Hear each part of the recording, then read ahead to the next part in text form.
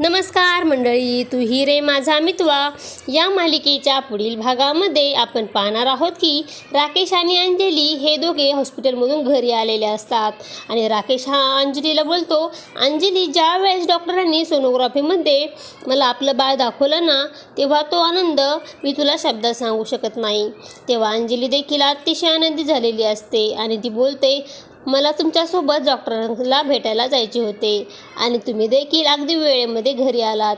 त्यानंतर आपण पाहतो अंजली ही घरामध्ये जाते व राकेश हा तिच्या मागून सामान घेऊन येऊ लागतो आणि घरामध्ये गेल्यानंतर त्या ठिकाणी नम्रता व ईश्वरीची आई देखील आलेल्या असतात आणि त्या दोघी अंजलीला पाहिल्यानंतर ईश्वरीला बोलतात, ईश्वरी, अंजली ताई, तुम्ही एकट्याच गेला होतात का हॉस्पिटलमध्ये? तेव्हा ईश्वरी, तू सोबत का नाही गेलीस?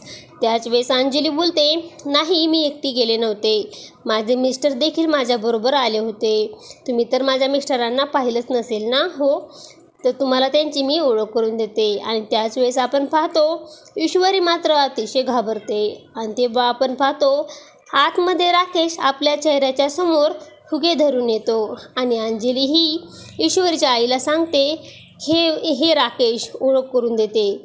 आणि माझे मिस्टर राकेश आणि राकेशचा चेहरा पाहिल्यानंतर नम्रता आणि आईला मात्र खूप मोठा धक्का बसतो, कारण तो राकेश असतो.